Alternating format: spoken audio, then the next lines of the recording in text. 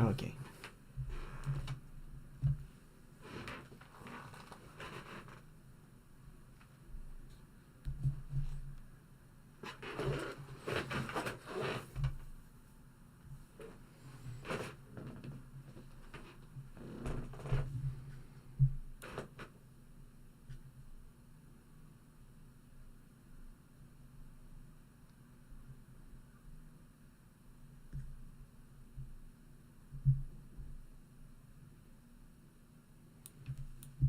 All right.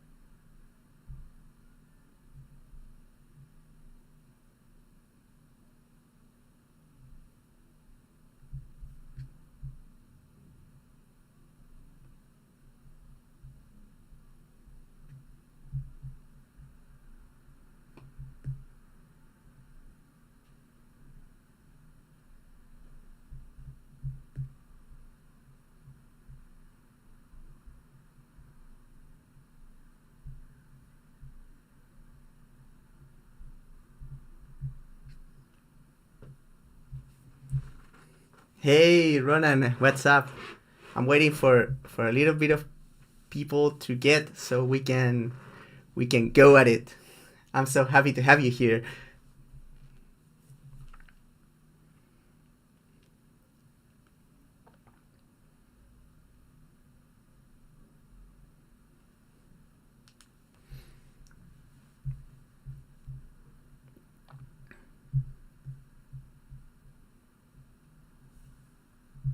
We need some more nerds. That's right. I'll share this a little bit and we'll get going. Um, Actually, I'll find the link to the to the stream. To be honest.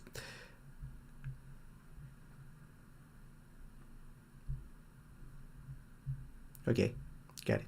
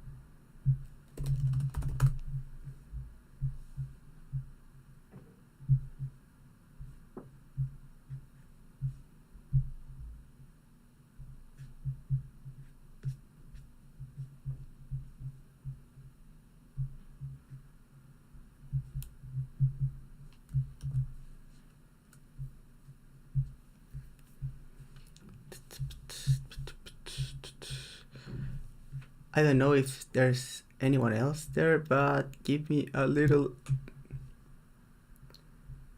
Hey, hello, ready for the house. What's up? I'm just sharing a little bit, and we'll start with the analysis that it is what we're waiting for.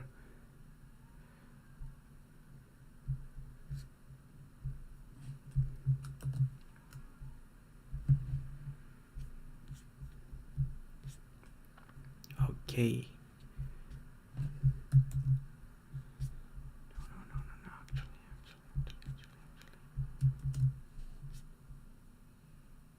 Hey Val, happy to see you around. Thanks for tuning in.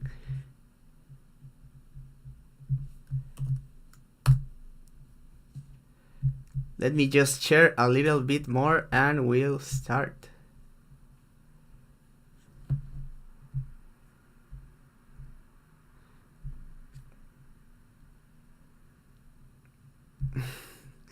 I'm gonna make you sleep. I'll try to make it extra boring just for you to sleep.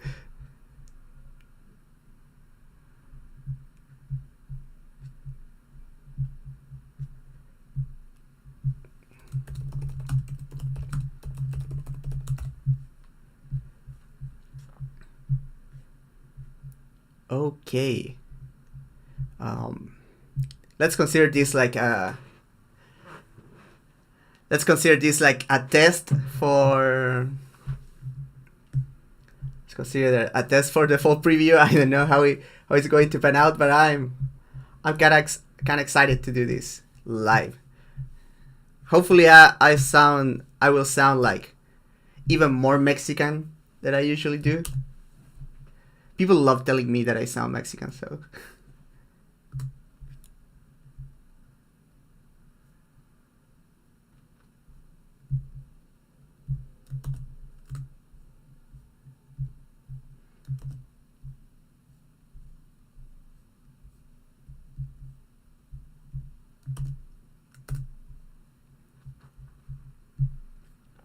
Okay, where do I have my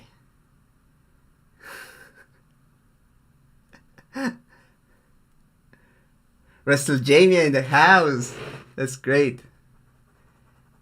Evan Lee told me to give you the best Brandon Moreno impression. I think like Brandon Moreno sounds a little bit like this, right? Like when I'm inside the fight, I'm trying to hit him with my jab.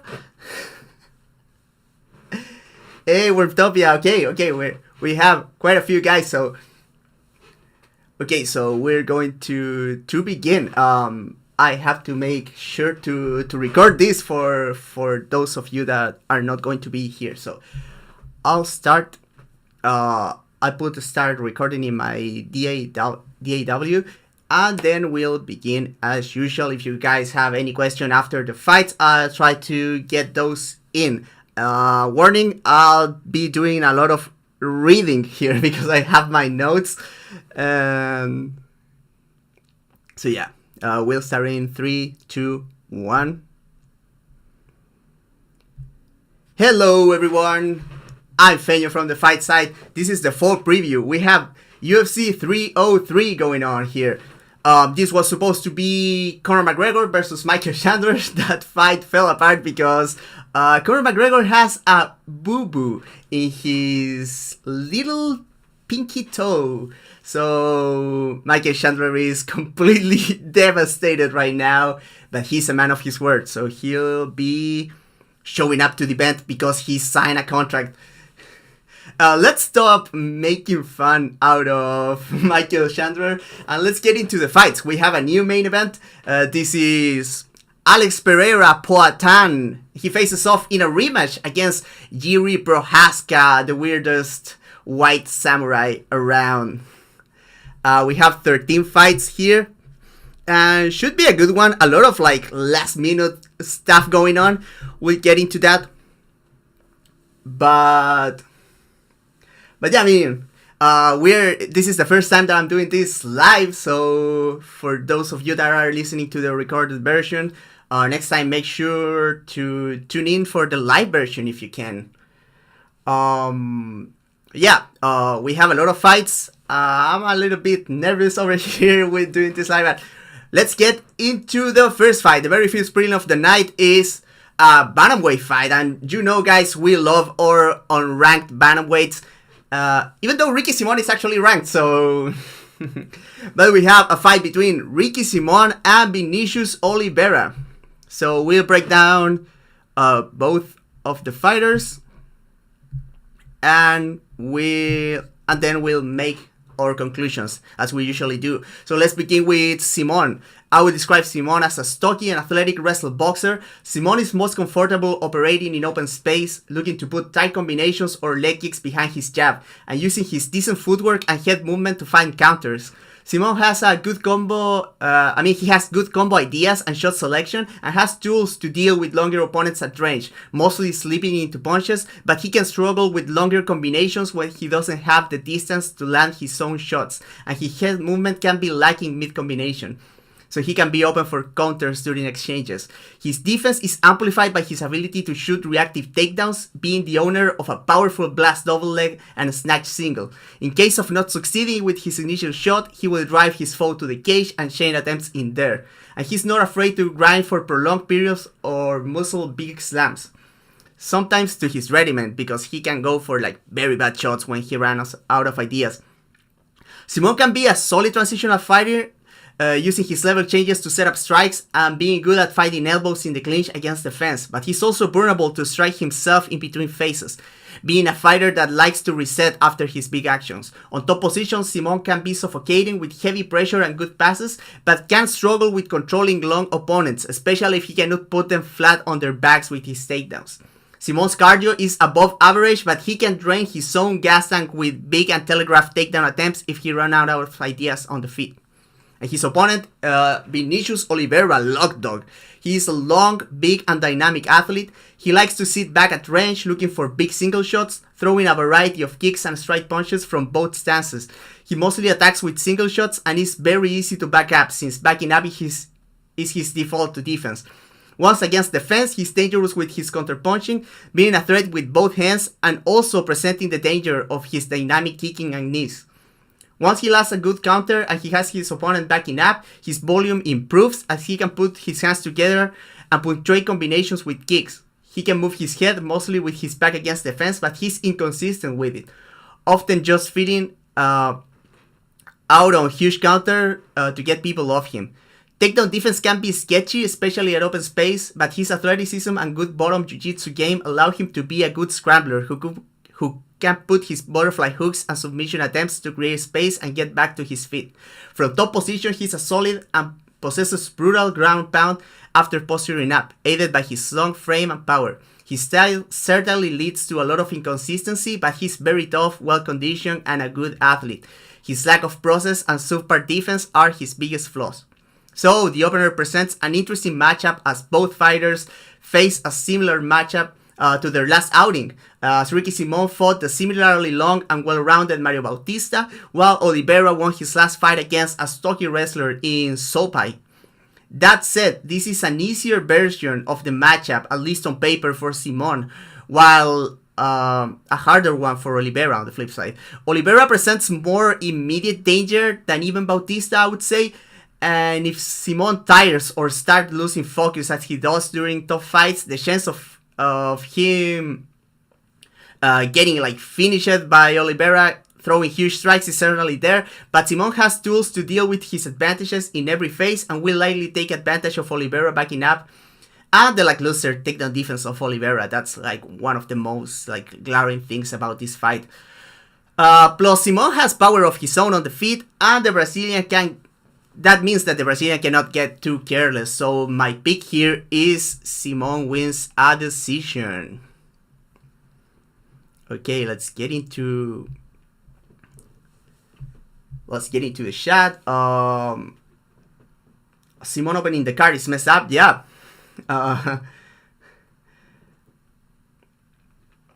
It's very weird especially because he's ranked and we have a lot of like weird fights next. But let's get into the next one because it's weird that this one is not like the curtain jerker. Next up, we have a flyweight fight between Carlos Hernandez and Tsuruya. Let's begin with Hernandez. He's a well-rounded boxer with quick hands. Hernandez has flexibility to his movement. He's mobile with decent footwork on the outside, but can also move forwards, looking to put his boxing combinations to good use. Hernandez likes to build combinations off his lead hand, be it behind the actual jab or shoulder feints. His combos are made to manipulate his opponent's defense to open up the path for a big connection, usually the left hook that he can land to the head or downstairs.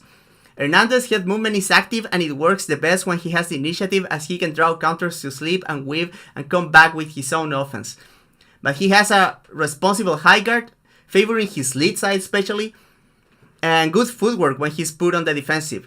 Kicks to the legs and body are the main flaws of his boxing-oriented style defense, and his takedown defense can be suspect mid-combination. That said, he's a capable wrestler, be it inside the clinch or on the mat. He mixes dirty boxing with opportunistic knees and is always jockeying for position. And he has a very strong whizzer. The same whizzer he uses to get back up to his feet when he's taken down, and he's very urgent and diligent about blading his hips, creating movement, and getting to the cage to wall walk. A solid grappler with good ground and pound, he can surprise with takedowns of his own, especially shooting and coming up with the body lock. Hernandez is quick and consistent, but he can lack dynamism and danger, and his defense in transitions can cost him. Opposed to him, we have Tsuruya, a southpaw wrestler. Tsuruya is at his best, using pressure on the feet, walking people down behind the threat of his takedowns. He will attack with straight shots and can put shot combinations together with decent power, but his chin stays up in the air and his head movement is basically non-existent. His distance management is pretty solid though. He fights out of a bladed stance and he has agile in and out movement. He tends to work, and this style tends to work because his pressure gives him the space to back that he needs. He does tend to back up in straight lines though. Other than distance, changing levels into takedown attempts or clinches are his other main way to defend himself. He's strong in the clinch, he will drive people to the cage and will look for knees and shoulder strikes for a variety of positions, waiting for an opening to work his throws, being particularly good at whizzer kicks and headlocks. Also, the owner of a quick shoot in open space, his lack of setup means he won't always finish his takedowns, but he can use the opportunity to drive foes to the cage and work his clinch game. From top positions, he's a creative grappler with strong but flowy control who looks to get to either the back or the scarf hold. That is something very particular about him. From there, he has a big variety of options and big ground and pound during transitions, and has shown to be a dangerous finisher so far. Very unproven until now, he seems like a solid athlete. His striking defense is his most glaring flaw. Tsuruya could be rapidly improving. To me, it looks like the UFC is looking to replicate the fight that his compatriot Pereira had with Hernandez here to get the Japanese win. That said, this is a way harder matchup for Ray than it was for Pereira.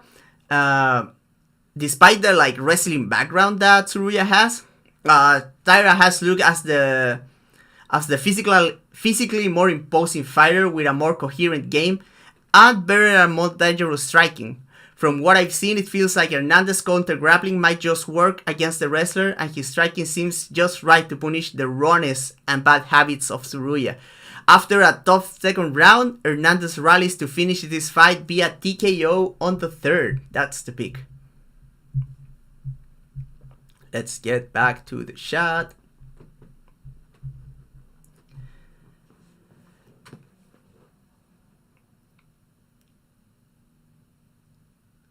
Yeah, see, if Oliveira wins, he gets ranked. That's very weird for a fighter that just had a single fight. Hey, we have Ghost in the house. Everyone said hello to Phantom Punch Breakdown, Mr. Ghost here. Wormtopia says UFC been pushing fighters who finish a lot. Yeah, that's right. They like fighters that take their short notice, and even if they lose, if they keep very active and they are useful to the UFC, it seems like they are getting rewarded for that. So that's something to consider. So yeah, we have two very good fights to open the card so far. So let's get into the into the next one. By the way, for the podcast version, I'm not recording this like in between bits when I'm trying to like interact with you guys. I'm mostly just trying to get with you, but then when I go to like read my script, I go back to recording. So don't worry, the recorded version should be very similar to what you're accustomed to. No Ghost, I haven't talked about Ghemmouri yet because we are just like 2 fights in and we're going from the first prelim to the main event. So we'll talk about Ghemmouri when we get there. But yeah, we'll talk about that for sure.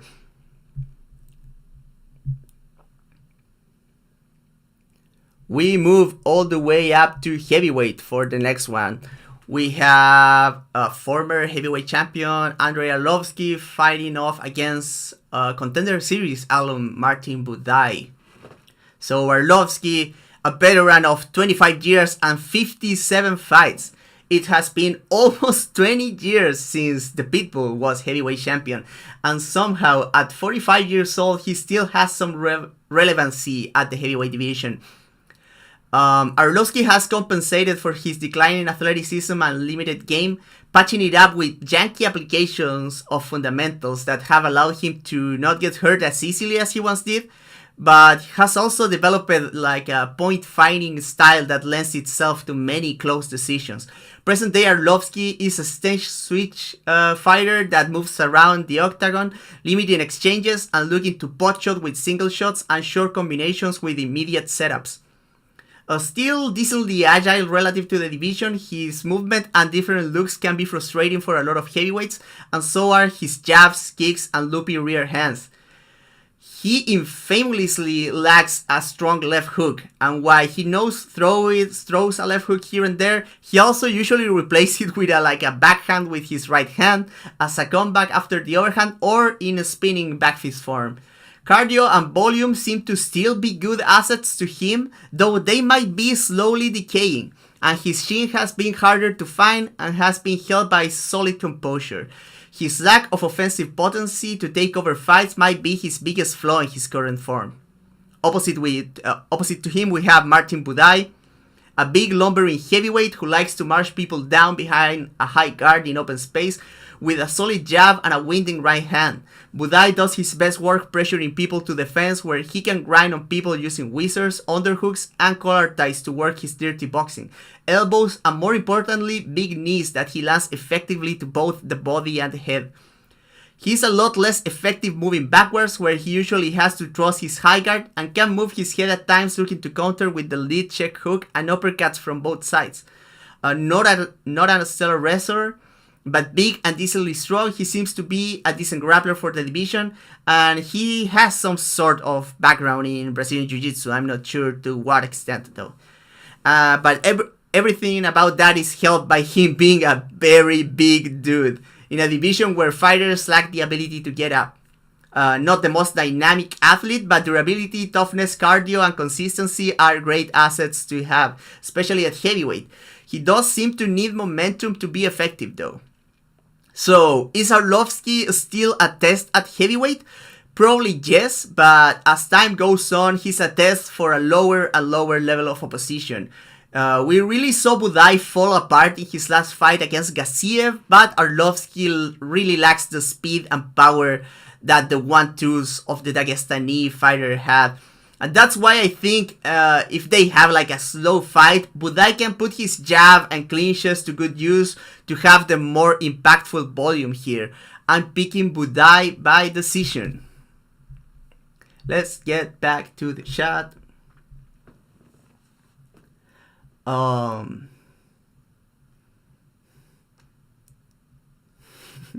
Phantom Ghost says the patience to study Arlovski, man, it was rough. I had to watch the fight between Arlovski and Waldo Cortez Acosta, and it's like legit one of the worst fights the UFC has put on like on the last like 3 years, I would say. It's so bad. It's so frustrating. Everyone, Arlovski is like immensely frustrated.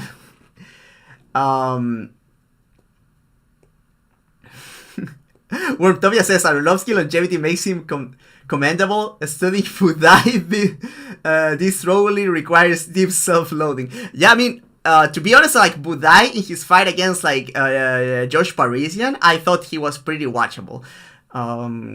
James Kendrick, we have James Kendrick in the house. It was a fenyo. I got the Enya there like that. He sends love from the Protect Your Neck crew. Yeah, we're part of the Protect Your Neck, the podcast from my dear friend Dan Tom. Make sure to tune in for his podcast on Thursday, and we'll be podcasting together on Saturday or Sunday to make our recap. That's on his Substack. Ronan asked me, is Buday British? No, Buday is don't want to be racist, so yeah, he's a Slovak. James Kendrick, did you say Waldo Cortez Acosta? Yeah, I said Waldo Cortez Acosta. Sadly. It sucks because Waldo Cortez Acosta is like decent. He's like a decent heavyweight, but he's so bad to watch.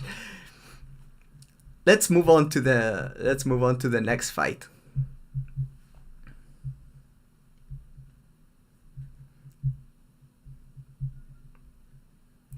We switch things up with a strawweight bout between Waterson-Gomez and Gillian Robertson. So let's begin with Waterson, a karate-based fighter. The undersized Waterson fights from a very long distance despite her height. She feints and employs throwaways a lot, but usually from outside her effective range. She usually either tries to attack with naked kicks with her dexterous legs, timing her opponents or using feints as immediate setups, or tries to blitz in with flurries of punches and skip out on an angle or grab a clinch. Her defense relies on her distance, footwork, and ducking into clinches, as she really doesn't move her head during exchanges. Her range plus her historical lack of size relative to the division have dampened her effectiveness inside the clinch, but she still has a variety of takedowns from there. Good eye for strikes in transitions from her game, in addition to a tricky knee-tap takedown and a snatch single leg, both of a quick level change. Once on the ground, she's an active scrambler from the bottom with decent get-ups and a controlling grappler from top position. Her cardio and toughness seems to still be there, but she's losing a step in quickness and physicality. Her lack of a nuanced boxing game makes her game disjointed, and it's more notable than ever at this stage in her career. Against her, we have Robertson, a Brazilian Jiu-Jitsu black belt. Robertson is a functional, if unspectacular striker on the feet, with decent footwork, who looks to feint and move her head looking for shots. Her reactions and defense aren't the best, but she's tough, and it allows her to put herself in position to find clinches or shoot for takedowns. Not very quick, Robertson can have trouble finding clean entries to her level changes, but she can transition to clinches or strike during breaks well. If she gets a path to the hips, she has a very clean single leg takedown and can also chain wrestle well from that position if denied on her initial attempt. Since moving back down to strawweight, she has been physically strong during clinches and wrestling exchanges. Once on top position, Robertson is a brilliant passer with heavy pressure and also a resourceful from her back, be it playing guard or looking to wrestle up with the single leg. Robertson has a legit armbar and triangle, but she shines with her rear naked choke, being a good back taker using ground and pound from mount or finding it during scrambles. Robertson's lack of speed, especially during transitions, has been her biggest weakness against top opposition. Waterson is in a 4-fight losing streak, and she finally gets someone who is not a big hitter on the feet. On the flip side, Robertson is the best grappler she has faced in recent memory, and Waterson's physical decline on top of the size difference might be key here. If I know my Wilton Joe fighters well enough, we're probably expecting Waterson to move on the outside, trying to avoid any grappling exchanges, keeping distance with her kicks, and grabbing proactive clinches only when necessary under her own terms. This could frustrate Robertson, who tends to be on the foot slow side of the equation and is not very resourceful as a striker. That said, Robertson can make up for it with decent footwork, her feints, and her solid wrestling game. I feel like Waterson margins are too thin in here. I'm picking, but her submission defense is very solid. So I'm picking Robertson to win a decision. And we're back to the chat.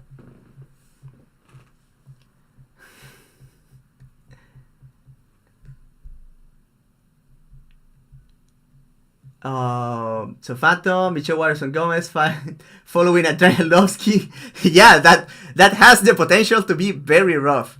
We have Dan Tom in the house. I was just talking about my dear buddy Dan Tom. Shout out to the Protect Your Neck podcast. Rio Sosen Trustdale says Michelle Waterson-Gomez meme kicks bless. We have Dan in the house. Support the homies, yeah, for sure. I appreciate the support, guys. Wormtopia asked me, what do you think causes fighters to be as ineffectual as Arlovski and Waterson? Is it just Jackson Wink? For once, Arlovski, I think, had a striking background before being a Jackson Wink fighter, and he has not been a Jackson Wink fighter for a long time. I think he has been with American Top Team for 6 years, if I had to guess. But yeah, I think the Winkeljohn style is out of date in current meta, just because it lacks so much in boxing fundamentals, and the boxing level in overall in MMA has gone up so much that it's out of touch with the actual.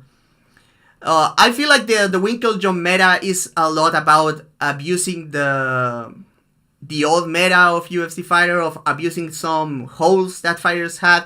You can see a lot that the best application of that is obviously John Jones, who is avoids having to have a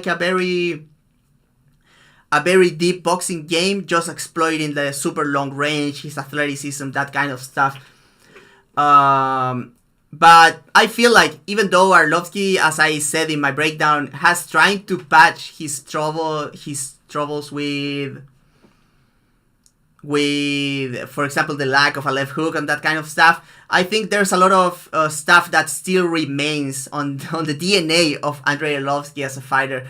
And the same for Michelle Waterson. Waterson has tried to get into some boxing combinations, moving her head, but it doesn't gel very well with her style. James Kendrick asked me a really genuine question here. What are some ways to punish Robertson level changes with strike? Would you recommend knees or uppercuts to the body? For the style of takedowns that Robertson goes for, I would say Waterson would be wise to favor underhooks instead of overhooks. So yeah, I mean, grabbing an underhook and going uppercut to the body, that would be a very good tactic against Robertson, especially because Jillian's level changes aren't super deep. She doesn't get super low. She's more of a bend at the waist more than getting low in a squatting position. So that could be a good strategy in general against Robertson.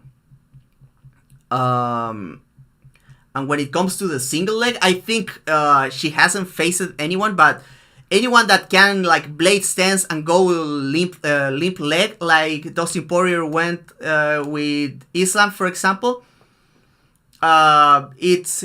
it's probably going to have a very good shot of denying Robertson, because Robertson is very good at chaining her single leg attempts, going high crotch lift into the traditional single leg into running the pipe, or lifting the leg and looking for the trip, that kind of stuff. So you can avoid all of that if you just blade your stance, limp leg, just like the GOAT, Jose Aldo. WrestleJamia asked me Waterson striking accuracy percent prediction. I would say around... Robertson is kind of lumbering, so maybe we're looking about 38%. That's what I'm going for. 38%. Let's move on to the next one. Okay, we have the guy that gave me 3,000 likes this week. So.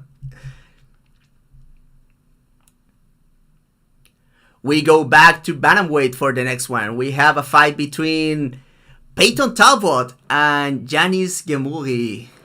So Talbott, a dynamic and violent striker, Talbott constantly moves forward with floating hands at chest height, looking to parry oncoming shots or move back to avoid shots and find spots to land his combinations together.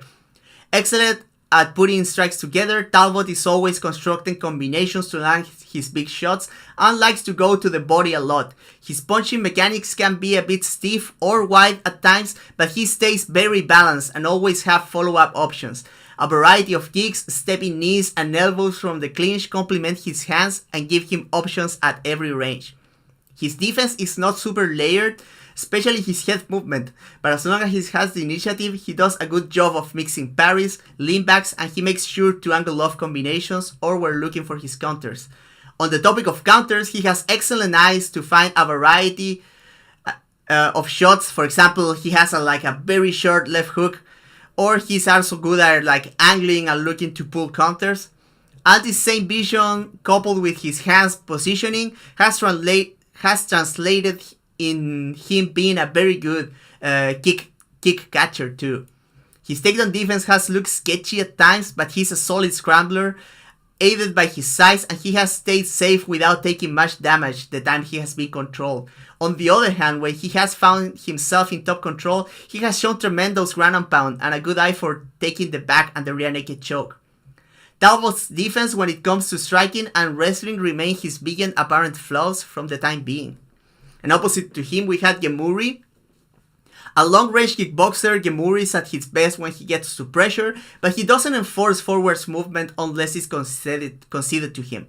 He likes fighting hands constantly from both stances to establish the distance for his powerful kicks.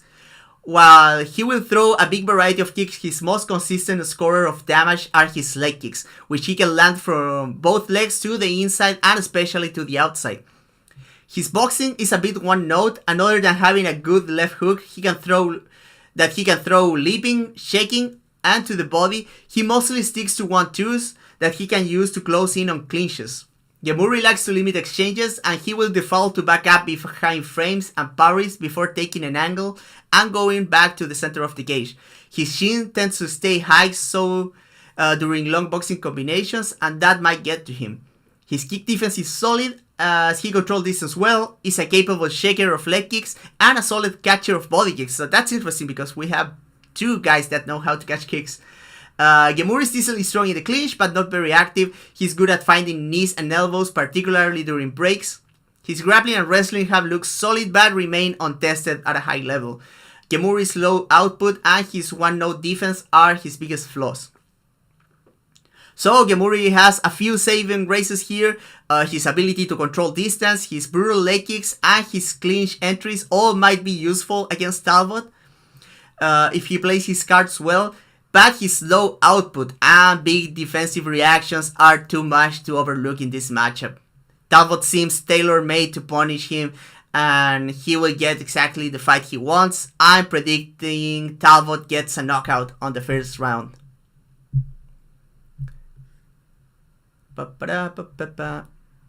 Okay.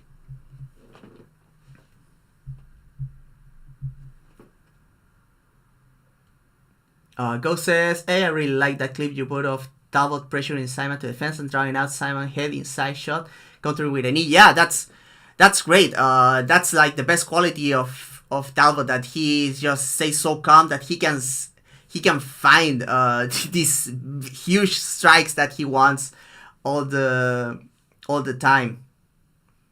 Rio Susan asked me, do you have show notes? Yeah, I have a whole script. Usually for my other, for the yearly premiums podcast, I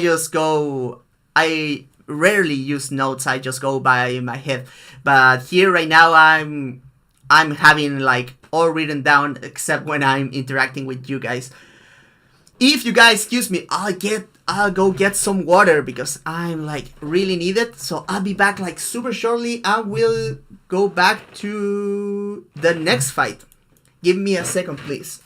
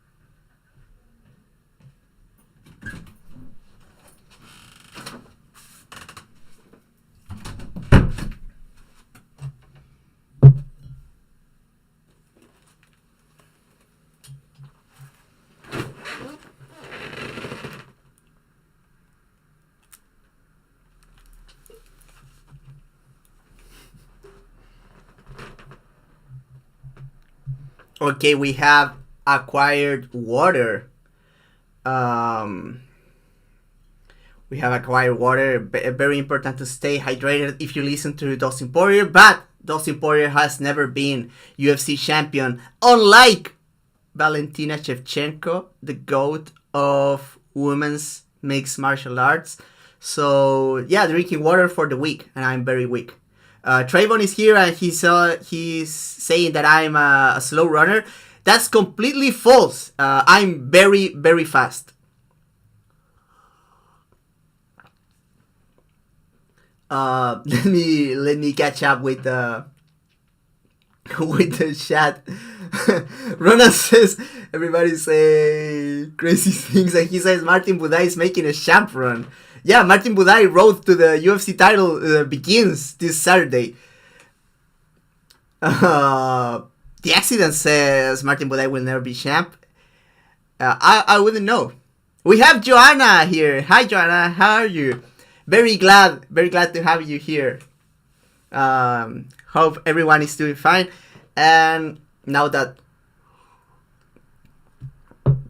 you can catch my very ASMR drinking of water, we can continue with the next one. Of course, I drank like that last sip of water was awful. It's like in my trachea or something, but we'll push through. What's the next fight anyway? Oh, okay.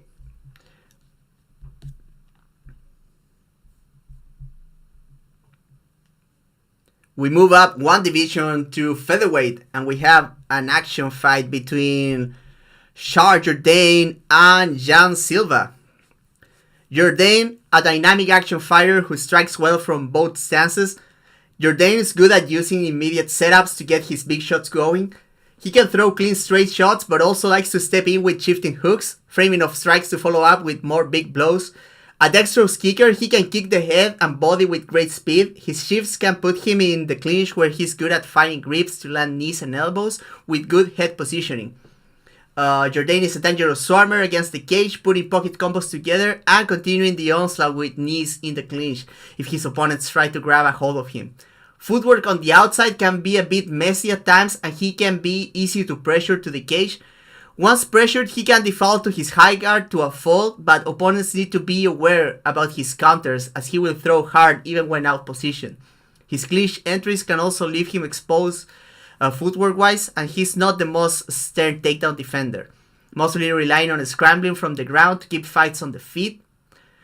He's a good grappler though. He will push or use butterflies aggressively from guard, and he has a tricky half guard using deep half and octopus to keep movement happening, and has a dangerous guillotine.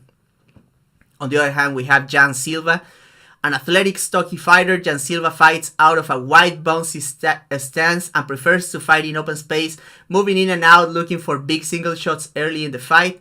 Despite not having a consistent jab, his constant use of feints and hand fighting allow him to control the base and set up his offense effectively when he gets going. Good understanding of rhythm and distance plus variety and creativity allow him to not become predictable despite throwing everything hard. He attacks all three levels using all 8 points of contact. Defense is relying on distance, either backing up or smothering opponent into clinches. Head movement can be lacking, and he could have trouble with long combinations, but his countering ability could help in those situations. Physically strong and well conditioned, he hasn't grappled much against high level opposition, but considering his teammates at Fighting Nerds, you would expect him to at least be decent, especially if you factor in his athleticism. This one should be action packed, and there's quite a few similarities between both these fighters. Both live and die by their big actions and dynamism, and both are often fine with contesting at whatever range they are given. Silva is dangerous in exchanges, he's powerful, and is maybe more willing to just go time and time again at what's working than Jourdain.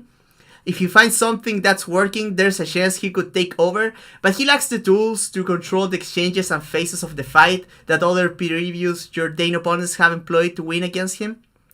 It is anyone's fight, but I think the Canadian's versatility and deeper toolset gets him the win. I'm picking Jourdain to win a decision.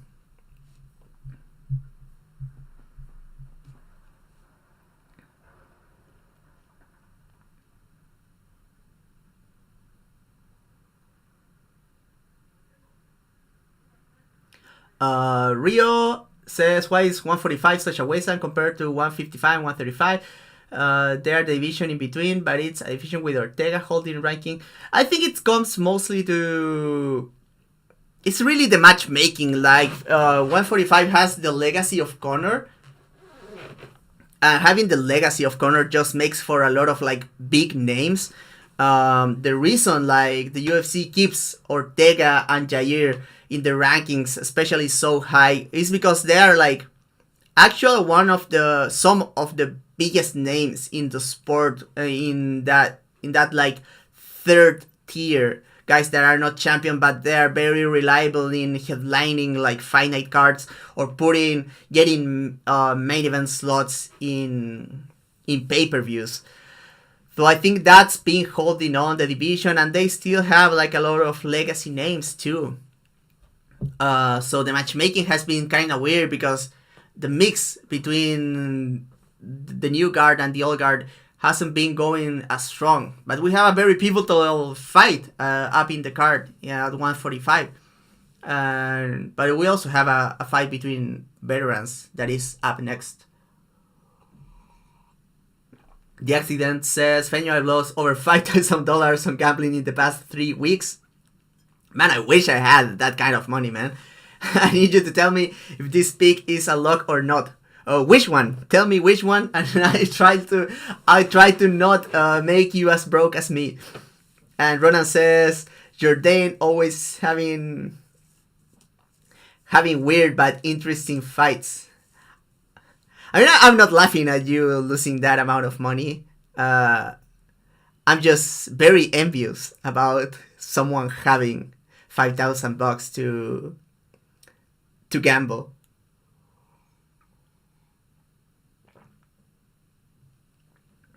The Silva Chiason fight is on the main card, and Fili is on the prelims. I mean, I understand Bueno-Silva and Chiason being on the main card. To be honest, it's a very important fight for the division, and I'm okay with that, even though it's like a bad division. I like when important divisional fights get the spotlight, and it's cool that it's happening on a pay-per-view card. I won't complain a lot about that.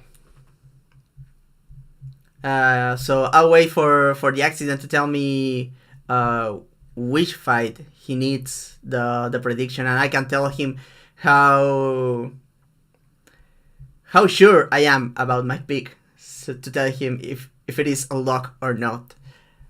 Let's move on to the next fight.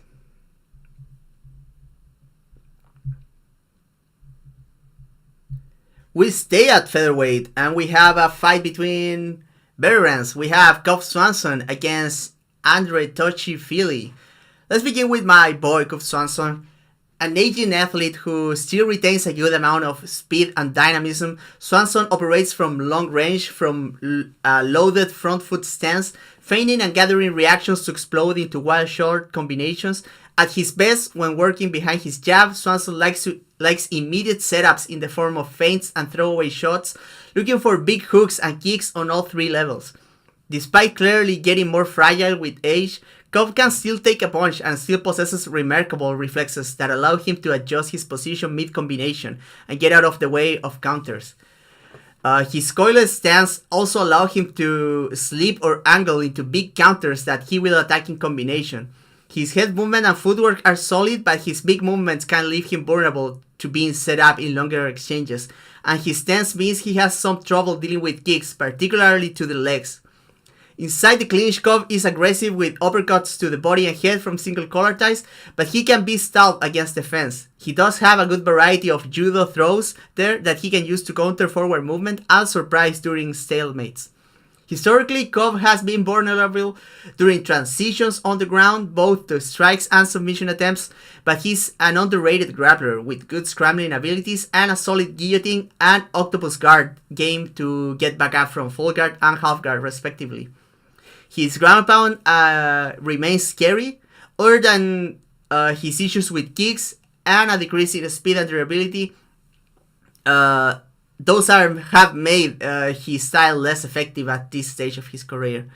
Opposite to him, we have another boy, Andre Fili, a lanky switch stance team alpha male fighter Fili does a great job of establishing long jabs from both stances to build the rest of his game. Long 1-2s, check hooks against incoming foes, and leg kicks off the jab thread all work together. Of note are his sneaky head kicks that he throws from both sides, from both stances, and which he hides very well behind straight shots, be it flashing the jab or behind an actual straight shot from the same rear side he's kicking.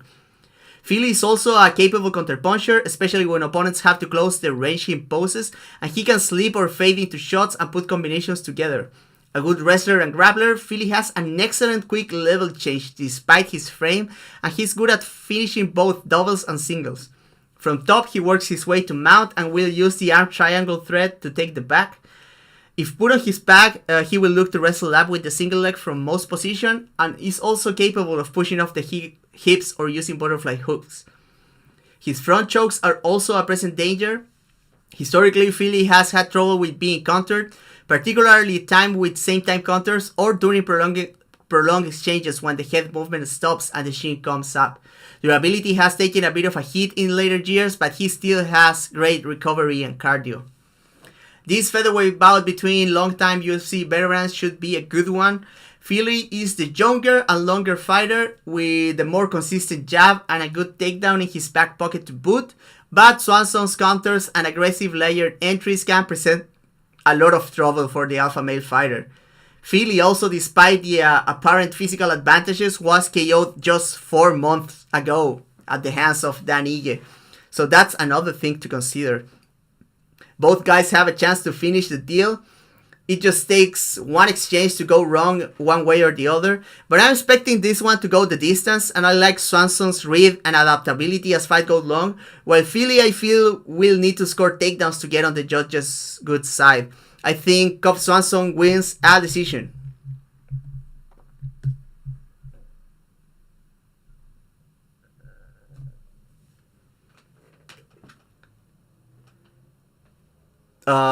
Brick Squad, hello.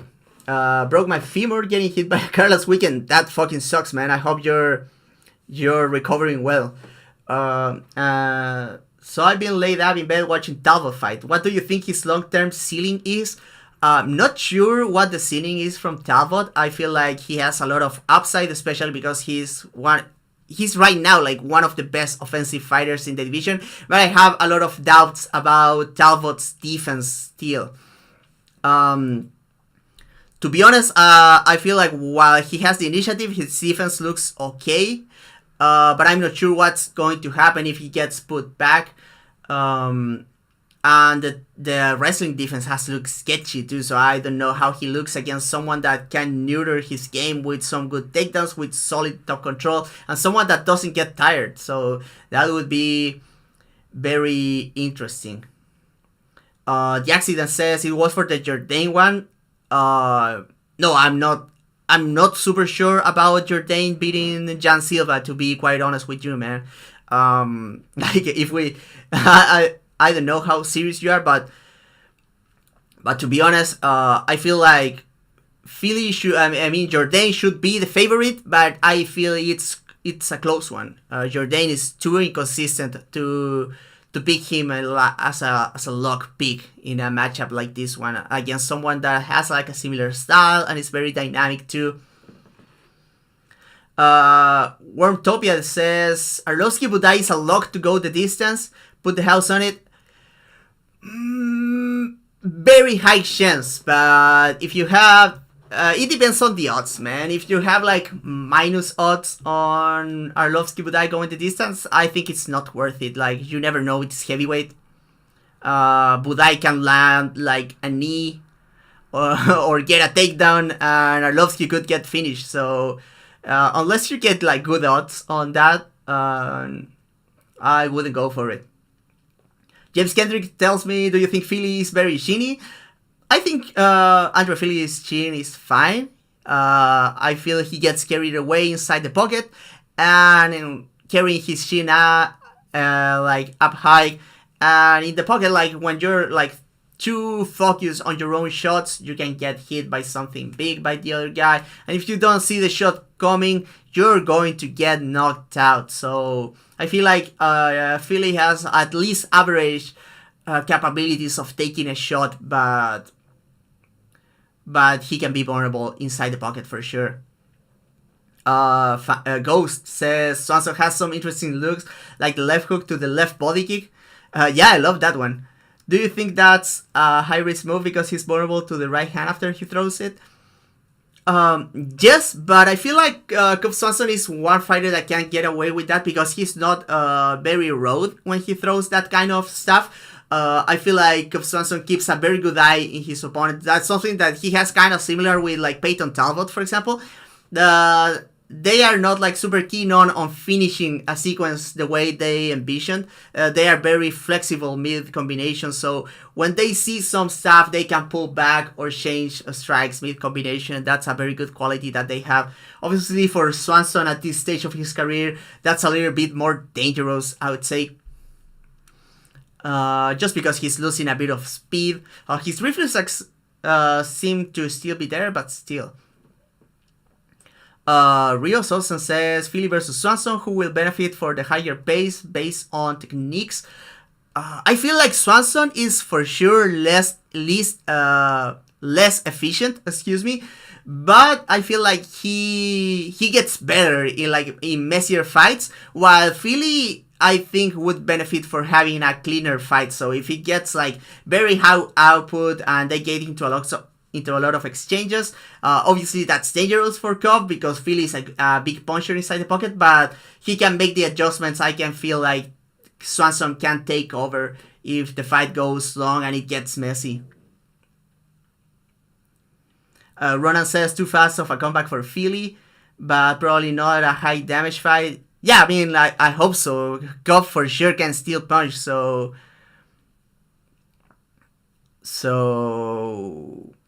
yeah. Exercise Waterheart. Did he already talk Ikram Aliskerov? I want to ask a question that has already been answered. No, I hasn't talked about Ikram because I'm not recapping the event. I already made another podcast that you can find on Spotify, Apple Music, whatever. I can link you to it later.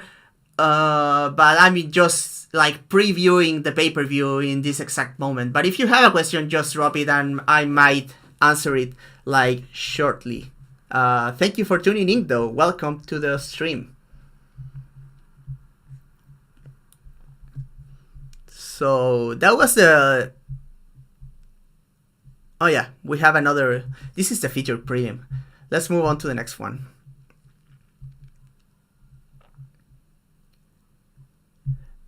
A middleweight bout is next. We have Joe Pyfer against Marc-Andre Barriault. So Pyfer, a heavy-handed pressuring boxer with hard leg kicks and a predilection for the left hook. He has a decent jab that he uses to fill the gap while he waits for counters. A wide leaping left hook both to the head and the body work as a big strike from distance, and he pairs it well with the big overhand. His left hook is also effective on the counter, especially when fighters try to close too aggressively on him, but he needs the right spacing since he tends to throw it too wide. His defense is solid while moving forwards, as with control of the initiative, he's good at seeing shots coming and backing up or sleeping the first shot to come back with short combinations. A different story is when he's pushed back, and even though he can move around on the outside well, his lack of active defense and systematic head movement show themselves. Pyfer is a physically strong wrestler with a good level change from top position. He's heavy and controls well. He likes to advance to half guard and start setting up his arm triangle, which is his like go-to finisher on the ground, but also has heavy ground and pound if opponents try to like stall him. Pyfer starts fight sharp and fast and throws most strikes with full power, and that costed him in his last fight against Hernandez, where he started losing steam halfway through the second round. His gym seems solid, but his shallow skill set doesn't afford him many options to adapt outside big stroke stuff like countering, starting to pressure, trying to wrestle. He's more about that kind of adjustment more than like a specific tactical adjustments. Opposite to him, we had Barriault, a fighter who lives and dies by the pressure and pace, until his last fight when he tried his hand at outfighting against Chris Curtis in the first two rounds, which is like an understandable adaptation. The Killcliff FC product looks to either fight behind the jab or shake hands to land left hooks or right hands. He possesses a good amount of variety in his offense to keep his opponents guessing in the form of little stance changes, shifts, and kicks to all three levels. Of note is his snap kick to the body that aids with his attrition, pace, and game. His defense is best when moving forwards, as he's able to move his head or smother opponents with his clinches. But his aggressiveness means he will take hits often, and he relies on his vision to take some pop out of the hits. Barriault is very aggressive in the clinch with knees and especially elbows and uppercuts that he finds from single collar ties both against the fence and in open space. He will actively look for clinches, especially when fighters start feeling the pressure. He can be taken down if surprised with transitions, but he's a decent defensive grappler and has a good sprawl that he gets on point when the pressure starts taking effect. Barriault is a decent but unspectacular athlete, and his defense relies on his grasp of the initiative, and the lack of depth can be exposed when he's being the nail instead of the hammer. But as mentioned earlier, he showed new wrinkles to his game moving on the outside in his last fight. In a fight between two guys who look at their best when moving forwards, the question is if Pyfer will get the early finish or at least do enough damage to prevent Barriault from taking over late. This is only scheduled for 3 rounds, but that has been more than enough for Barriault multiple times to break his opponents down. Pyfer not only starts quick, but he's sharp out of the gate, and he will have a substantial speed advantage, and also might find a takedown early to put his black belt to good use. He could try to be a little bit more cautious in this fight, but that would be ill advised, only giving more time to the Canadian to take over. Feels a lot closer than the lines suggest, but I'm picking Barriault to turn the tides mid-round 2 to win a close decision. This is one of the riskiest picks, I would say.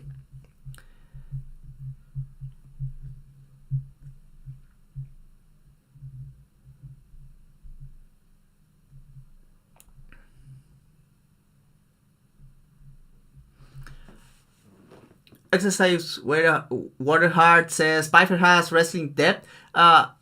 He tried to take Hermansson quite a few times, but he was already super tired by that moment, and he was being pushed back. And Hermansson is actually a decent wrestler, so he made Pyfer look pretty bad. But relative to middleweight, I would say Pyfer is a decent wrestler. He's pretty fine. Not a question, but I really like Protect Your Neck recap show. How you explain how analysts like yourself take the time to study MMA. It's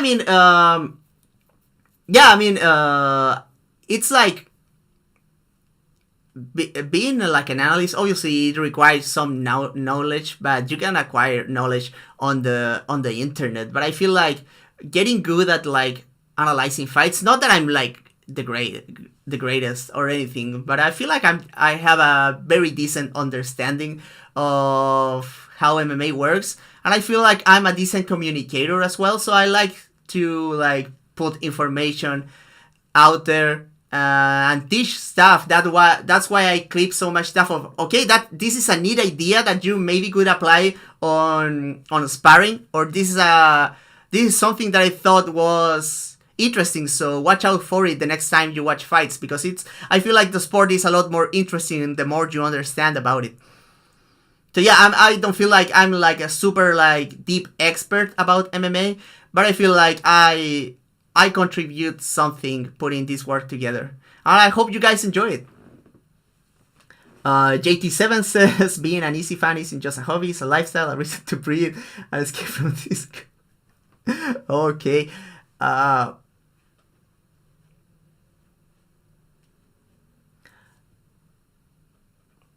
Ghost says, I guess Hermansson Pyfer really struggled with Hermansson's lead hand when pushed back. Double jab and jab off the hood. A good idea against Pyfer. Just for sure. I feel like an effective jab is a very good tool to push Pyfer back. And Pyfer loses a lot of effectiveness when put on the back foot, because as I said, and similar to Peyton in that sense, his defense relies a lot on him having the initiative and walking forwards. So I'm very interested to see, because I feel like Barriault, if he survives, and that's a big if, I feel like Pyfer has a very good chance of finishing Barriault early. But I'm taking the risk and picking Barriault to like start pushing him back and making him pay, making him tired. Dan Albert, my former co-host of this exact same podcast, is here. And we have a loser, of course.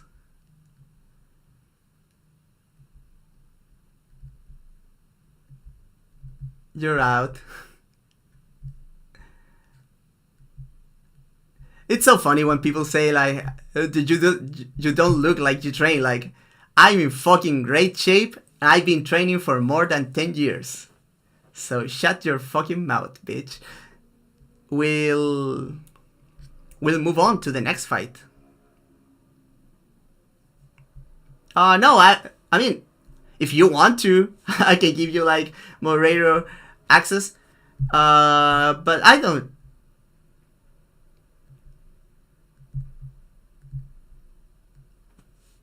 Okay. Rent Free asked me, "Are you from Latin America?" Yes, I'm from Chile. On the south of South America.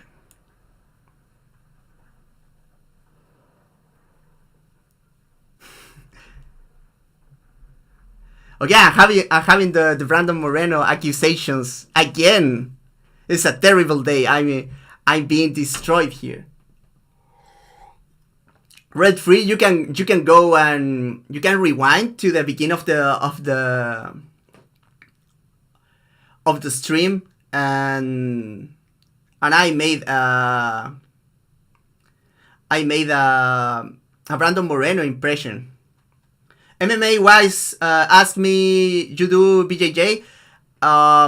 Haven't grappled for a long time, man, for like 5 years. But I used to do a lot of no gi, but it was always in the context of MMA. I was doing like the no gi classes from my MMA program, so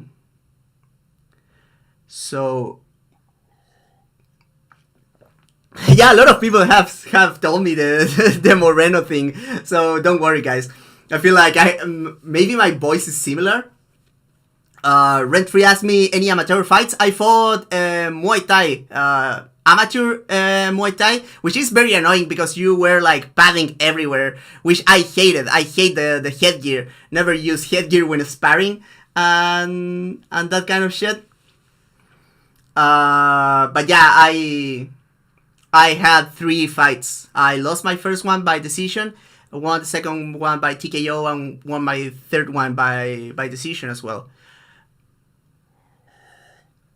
That was like a long time ago.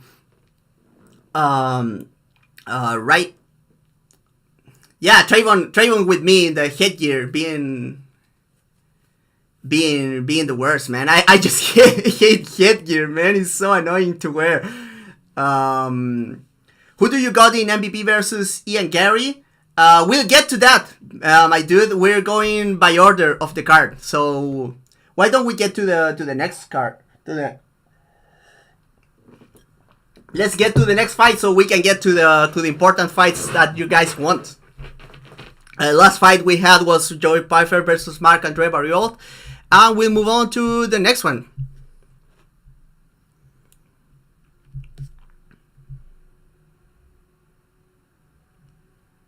And with that, we get to the main card. We have a welterweight fight between Ian Machado-Garry and Michael Venom Page. Let's begin with Garry.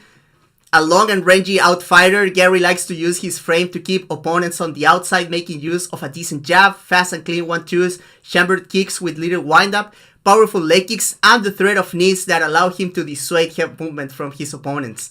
His defense mostly revolves around managing distance, but has improved his ability to move his head out of the first punch and come back with shots, and has become a competent counter-puncher with both hands. Garry maintains a good pace and usually gets more output once he gets some reads, and he's not shy about going back to the well with what's working. A solid defensive wrestler against the cage, it is hard to shoot on him in open space because of the range he maintains. He looks to be pretty strong in the clinch. He can use it as a defensive blanket and has shown improved awareness of not getting control against the cage.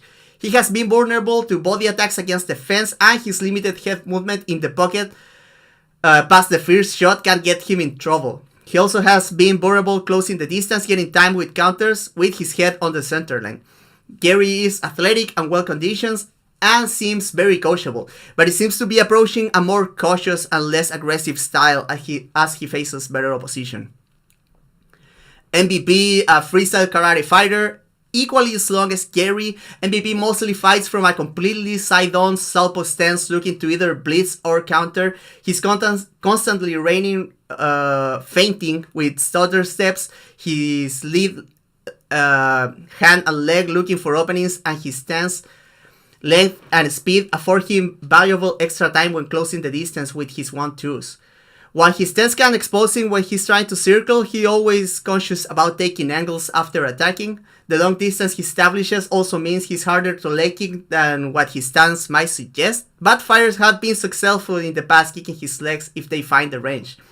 His leg dexterity allows him to attack from a range with a variety of kicks and spins with speed and power, but most of his consistent outputs come from his hands, particularly the rear left. His blitzing style has posed him to takedowns in the past, but his long distance and use of levers had proved him hard to take down proactively in open space. Once on the bottom, MVP is mostly a staller, using close guard and his big hands to effectively weird wrist control to minimize damage, only looking to get up or create a scramble when the opponent creates space. So mostly Mikey Page, when you see him getting up, it's usually during a transition. He's not very proactive in those kind of situations. I think this is a very compelling matchup that I have a feeling might end up being not so exciting. We know what MVP is going to do, so the intrigue comes from how will Garry approach him. Will he try to fight at range and score with low kicks? Will he try to march him down and attack him against the fence? Maybe even wrestle him? I think the most likely thing is that Garry will try to fight at range and punish MVP retreats with low kicks. If that's the case, I feel like his speed and length parity that he has with MVP give him a good shot to getting it done. MVP can be frustrating even with length parity, as we saw against Kevin Holland, and Garry has been intercepted in the past by counters, so a chance of an MVP victory is not small, but I'm picking Garry to win like a very slow pace weird decision. That's the pick.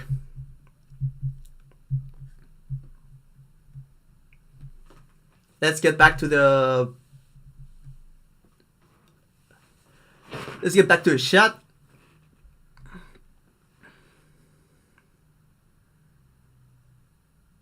Yeah, Go says Garry actually game plans well. Yeah, I think he was very disciplined in the magnified and in the I totally forgot his name, but in his last fight he was very disciplined, even if he was somewhat of a boring fight that he maybe lost.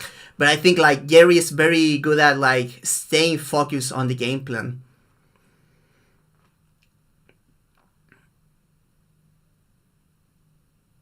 Exercise water hard. MVP has MMA stronger grip. Yeah, it's so weird. MVP has crazy. I bet he has huge hands, man. When MVP bosses back to the rear foot, he immediately transitions his way to the lead foot. Do you think Garry's good enough to time with a light ankle deep calf kick? I'm not. Jeff Neal. Thank you, Wormtopia. I think I'm not sure if Garry is going to risk it trying to intercept MVP with the calf kick.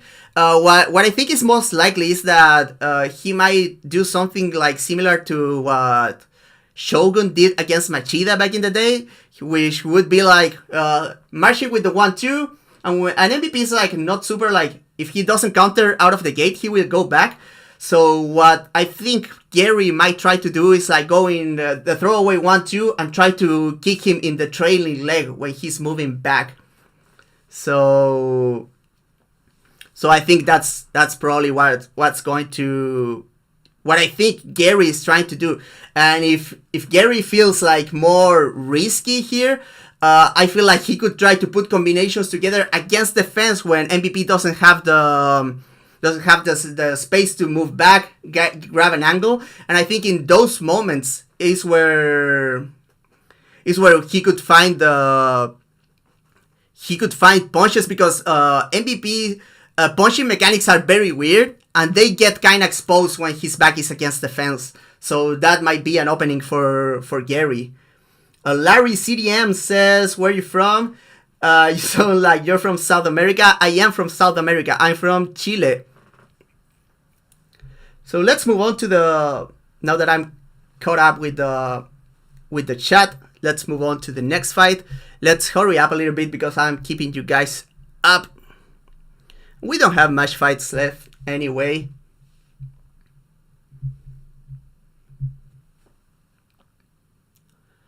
Next fight is contested at bantamweight. We have a fight between Mayra Bueno-Silva and Macy Chiason. So let's begin with Bueno-Silva. A switch stance kickboxer, Bueno-Silva likes to operate fighting hands at range, looking to set up big damaging kicks to the legs and body and loopy punches upstairs, which she can put together in short combinations. Her hand fighting and framing can bait opponents into closing the distance, where she's happy to meet them with intercepting elbows or grabbing clinches. Bueno-Silva likes to go for hard knees from collar ties or crossface into elbows before quickly disengaging in open space. And we also look for big hooks during breaks. Her defense on the feet relies on blocking and her solid distance management, but her lack of head movement could present openings. She would also level change for takedowns, and while she usually doesn't finish takedowns in open space, she can drive opponents to the fence where she's a decent cage wrestler. On top of this, she has good counter throws in open space in close quarters. From top, Bueno-Silva shines as she's good passer with heavy pressure and will look for heavy ground and pound, but always in the pursuit of submission. Armbars and leg attacks are her specialty, but she can lose position and end up on bottom looking for them. She will pursue them from her back with a variety of setups. Her ability to get back up from underneath heavy top players is still an incognito, and I think it was kinda exposed in her last fight, to be honest. Bueno-Silva is a plus athlete who, until her title fight, was brimming with confidence, but now that we know her cardio can be a liability, we have a lot of questions moving forwards. And now opposite to her, we have Chiason. Big and long for the weight class. Despite Chiason's preference for moving on the outside behind long strikes, her game is all about pace. Be it putting volume at range with straight punches and a variety of kicks, grabbing clinches and using her frame to find knees, or employing a grind wrestling attack. Chiason never lacks output or effort. A switch stance kickboxer, Chiason will look for jabs and front kicks from both stances to maximize her length, but she's not afraid to try and counter foes closing the distance with intercepting elbows, knees, or hooks. She relies a lot on distance to remain safe, but can time level changes to collapse the distance and find clinches well. Her movement and preference for moving on the outside have left her vulnerable to leg kicks, and her punching mechanics are on the loopy side, so she can be beat by straighter shots down the middle. When she moves forwards, she's more effective offensively, but her defensive flaws become more apparent. In the clinch, she's strong, but she has trouble blending striking and wrestling, getting too keen on a single idea. A grindy wrestler, Chiason is willing to take bad shots on the outside to drive opponents to the cage, and can work takedowns there, and she can finish to the legs or with upper body attacks. Her finishes are not the most technical, but being strong and insistent goes a long way. Her bad shots can leave her vulnerable on bottom position though, and while she's a solid scrambler, she has gotten in trouble with submissions during transitions. Cardio and toughness are good qualities, a lack of polish and intentionality probably her biggest flaws. Bueno-Silva here faces in some ways a similar challenge than the one she failed to pass in her title fight, as Chiason, just like current champion Rocky Pennington, looks to employ her well-roundedness to put on a pace and take over fights. On top of that, Chiason is one of the biggest girls in the division, and Bueno-Silva, while not small, used to be a flyweight. Still, there are avenues for Bueno-Silva here. I mean, her solid kicking game and counterpunching will probably give her the edge on the stand-up despite the length differential, and her submission game, especially during transitions, will probably bail her from being wrestled too badly. I was really expecting to pick Chiason via grappling initially, but I think 3 rounds... But I think 3 rounds won't be enough for her to dominate. Bueno-Silva gets a submission in the 2nd round. I'm taking a risk here. Even though Bueno-Silva is like the favorite, but I think Chiason should be for some reason. Let's get back to chat. Larry says, I know my South American accents. Pisco all day, my G. Colostrum says, some dream matchups you want to see in 2024. Oh man, I haven't thought about that. I feel like I'm not a big fan of either of these guys. But like Merab versus Sean O'Malley is very interesting. I would love to see O'Malley versus Topuria or Islam versus Leon. I know like people are like kind of tired of the champion versus champion shit, but I always feel like those are so interesting, especially because O'Malley is so big, and he would have like a big length advantage against Topuria. So I'm not sure like Topuria would have like a super easy time wrestling him, as some people think. So maybe it could get into a very interesting boxing fight. Someone said O'Malley versus Sanhagen. Yeah, that fight's fire completely. That's very good. What's this?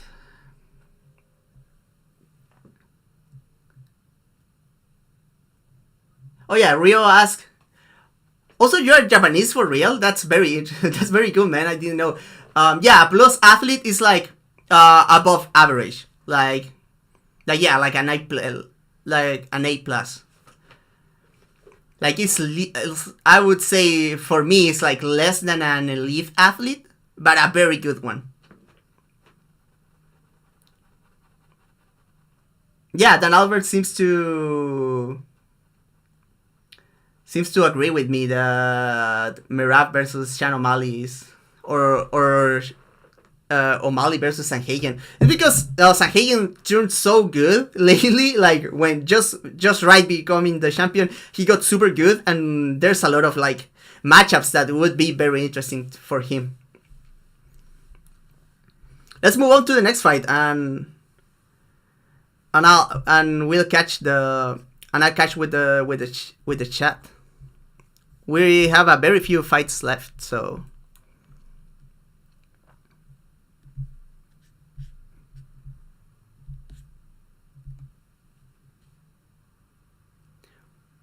We are in presence of a light heavyweight fight. Anthony Smith welcomes back Roman Dolidze to the division in a short notice fight. Let's begin with Anthony Smith. As I said the last time I talked about him, late career Smith is weird. While he probably found his technical consistency at 205, polishing his jab and kicking technique, coupling it with solid footwork and making good use of his underrated opportunistic ground game, it is the decision-making and mental game of Smith that lead us to believe that there's not much prime in him, but his well-roundedness and experience still make him a dangerous opponent to most of the division. As mentioned, from range, Smith is solid. He has an active sharp jab, and he can use it to set up his solid kicks to all 3 levels. While Smith can move his head well, he can default a lot to high guarding, and his confidence when absorbing shots has been like hit and miss. Sometimes he falls apart, some other times he looks fine. He still packs power, and his counter left hook and his long right hand cannot be dismissed. Once a potent clinch fighter, Smith is still dangerous with knees and elbows, but he lacks physicality against the bigger, stronger dudes on the division. And this has also meant that he has to rely on technical trips from the clinch to get fights to the ground. As mentioned earlier, Smith is a legit grappler, and while he can be stuck under fighters with heavy top pressure that play it safe, he's good at attacking from his guard or generating space to turtle and get up. From top, he's a good fundamental player with heavy control, decent output of ground and pound, and his back take and rear naked choke are some of the best in the division, if we're honest. Conditioning and toughness seem to still be there, but any drop in confidence make his game a lot less effective. Smith is a bit of a head case, you know this. Dolidze, a submission specialist, moving up from 185. He's raw, but powerful on the feet. There's not much in the way of defense other than distance, some minimal head movement, mostly in the form of impacts, and throwing back hard. Dolidze doesn't really like fighters moving around him, as he lacks tools to track people around the cage, and he's better suited for neutral space engages. He has a decent level change into double legs, which he can usually finish out in the open or use to drive opponents against the cage, where he's not a technical wrestler but strong.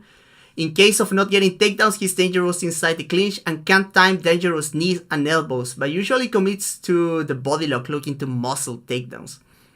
Despite his grappling chops, Dolidze is not precisely great at establishing control from takedowns, but once settled in top position, he has heavy ground and pound and is good at passing and taking the back from mount. The most interesting part of his game is his scrambling, especially from his back. He's relentless, creating a space with elbows. He forces people into making rush decisions. He has ton of options from there. He usually goes from his back, like Dolidze opts from a changeup between like the armbar triangle series and leg attacks, entering for X-guard or K-guard. He's good at finishing heel hooks and knee bars and can scramble to top position from his submission attempts. Dolidze is tough, dangerous, and has a good eye for openings, but he can lack resources to solve problems if stuck in single areas, especially at range. Dolidze moves up in short notice, but size shouldn't be a big factor since he's a former light heavyweight himself. Smith seems to be a weirdly bad matchup for him though. He's a bigger dude that can match or even exceed him in length with a more polished long-range striking game. And also Smith is a legit grappler. So if he ends up like on top of Dolidze, he can probably stay safe. And that's not something that a lot of dudes can say about Dolidze. Dolidze is aggressive and can make Smith doubt himself if he lands a few good shots. He can always make something happen from bottom position if it comes to it. But I feel like Smith is going to just be like better than him and frustrate him, especially with the jab, with the movement, and being so long as well. So I think Smith is going to win a decision here.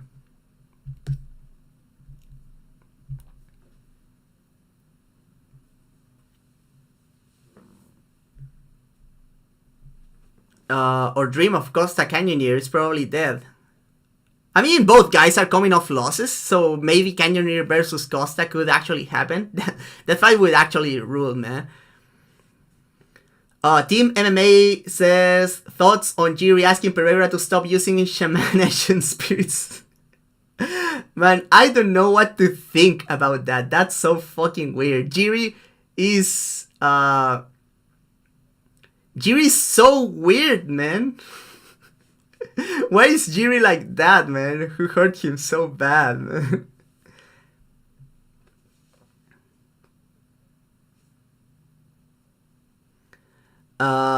Ghost. I mean, this is a quote from Jesse for the Cagecraft podcast. Shout out to the guys from the Cagecraft.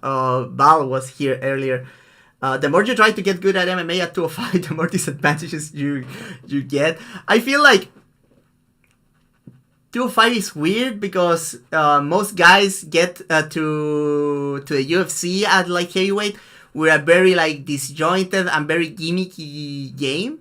So when they try to like patch the missing spots, they sometimes lose what made them dangerous in the first place. I would say that's a problem for Rakic in particular. And Kalaev, I feel like he has a problem of like not imposing his best areas. But But I feel like Ankalaev does better work than Rakic of being like a solid, well put together fighter, to be honest. Rio Sosen tells me, when you mention defense, what would be an example of Barriault defense? Okay, when I talk about defense, especially when it comes to striking defense, there are some things that I like to see in conjunction to say, okay, this fighter has actually good defense. First, mechanically, I want the footwork and the head movement to...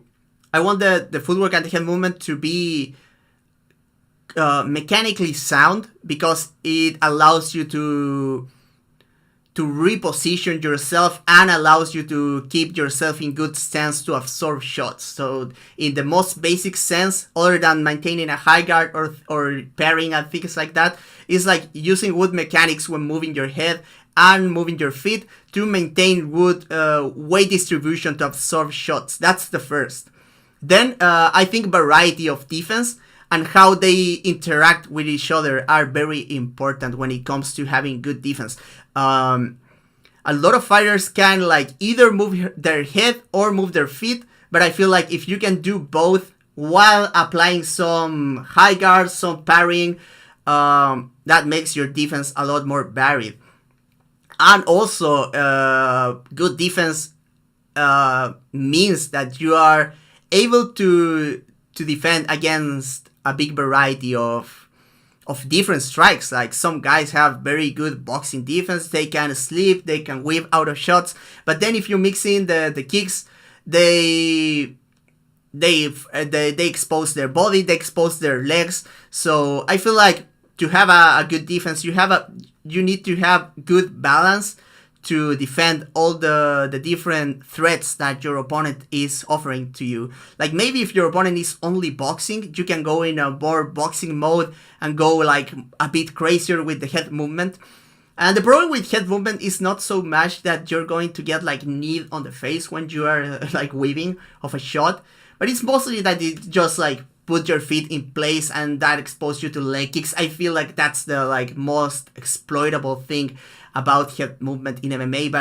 And the head movement in MMA has made so much progress in the last 10 years, when it's like, it was like you could count with your fingers the fighters that had good head movement in a division in the past, and now it's like this guy doesn't move his head at all, he's bad. It's kind of like that, you know.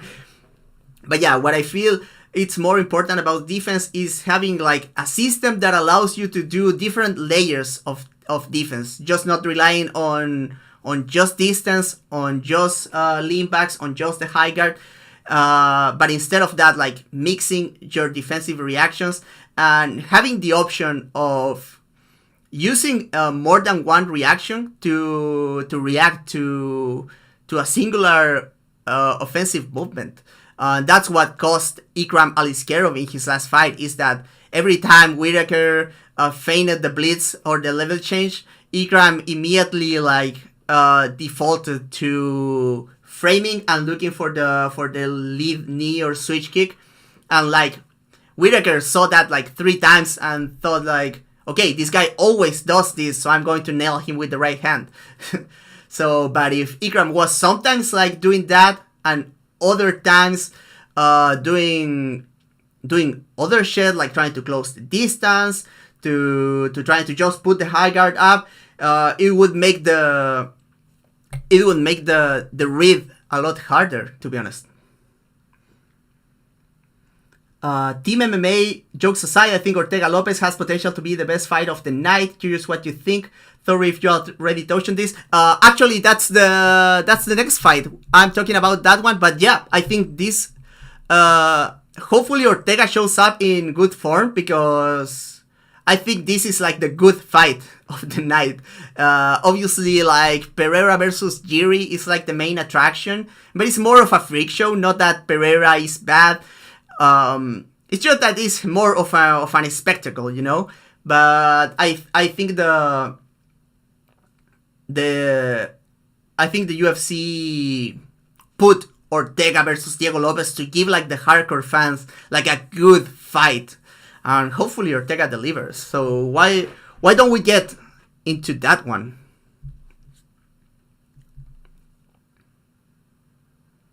We are in the co-main event.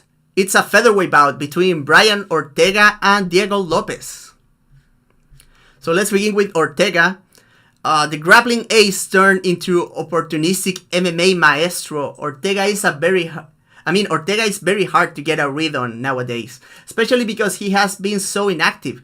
Even at his best, Ortega has always had trouble dictating the pace and phases of a fight, but his well-roundedness and instincts for finding effective tactics always kept him dangerous, even in his lopsided title fight losses. At range, he's a surprisingly crafty boxer who plays the role of a boxer-puncher, liking to get into exchanges, trusting his chin and good eyes to find the shots he needs in the habits of his opponents, having a good eye for uppercuts from up close and tracking retreats with long shots from both hands. Striking-wise, inside the clinch, he's very good at sneaking shots from single collar ties, being hooks, uppercuts, elbows, knees, and he can transition between pocket boxing and the clinch effectively. While never known as a wrestler, Ortega can surprise with level changes mid-exchange and can grind for trips inside the clinch if he needs to. And he's physically strong and good at using his weight to drag people down and generate grappling if his more efficient takedowns aren't successful. Outside of his eye for transitions, his grappling is his best phase, being a tremendously opportunistic submission grappler with his guillotine, triangle, and back takes, but he's also a solid fundamental player from top position with heavy control and ground and pound, who can methodically work his way into arm triangles or rear naked chokes. Ortega's physicality at this point is a bit of an unknown. Known as one of the toughest fighters in the sport, it is hard to tell where his shin is right now. Other than that, Ortega's deficiencies tend to show themselves when he's not able to use transitions to mask his lack of depth in particular areas. And opposite to him, we have Diego Lopes, a long and aggressive BJJ fighter who mostly boxes on the feet. Most of his game revolves around countering entries with tight hooks that he throws with big pop and good mechanics. Lopes doesn't move his head much, but he throws back at every opportunity, answers in combination, and him throwing like pretty tight allows him to block shots and also scare opponents. His defense can improve when he uses his jab to draw counters, as he can slip into his own counters. He's a bit more sloppy moving forwards, as he can lose stance trying to track opponents, but he does a good job of backing up his foes and punishing the body as they retreat, especially with the left hook. He can also actively look for clinches where he makes good use of his length to attack with knees and tight hooks, and the hooks also come in handy during breaks. If he drives opponent to the cage with his advancements or clinches, he will drop for the legs looking for takedowns, but unless he gets an easy connection of the hands for the double, he's not a very layered wrestler. He can finish doubles or singles if he's allowed to work though. His jiu-jitsu is his A game, and he's a very aggressive player that advances urgently from top and will actively transition from submission attempt to the next one instead of looking to control. Similarly, his guard game is kind of the old school side, but he will attack armbar triangles and will roll for leg locks constantly, sometimes to generate space, but usually fully committing to the attempts. His biggest weakness is the lack of variety to his stand-up game, lackluster takedown defense when he's thinking about striking, and his reliance on submission attempts from bottom that don't give him a path to stand back up. Despite their difference, this is a bit of a mirror match between high-level grapplers who usually rely more on their boxing to get things done at this level. Lopes has been nothing more than electric in his UFC run since losing his debut to Evloev, while Ortega has failed to remain active, but is coming off an important win over Jair Rodriguez, where he showed a more focused, grappling-oriented game plan. It's hard to make a prediction in this one since Lopes comes with all the momentum, and it's hard to know exactly where Ortega is. When it comes to boxing, Lopes might be the bigger hitter and more aggressive of the two at this moment, but if Ortega shows up in good form, he should have an advantage in adaptability and nuance, which might come in handy if he finds the Brazilian's chin up in the air mid-exchange. Similarly, both are very high-level grapplers, but I feel like if Ortega ends up on top position, Lopes is in more danger than if the opposite were true. Lopes is the logical pick. Picking Ortega hangs on counting on him to look somewhat near his best. But fuck it, I be the contrarian. I'm picking Ortega here. I think Ortega gets a knockout on the third round. I'm taking a big risk with this one.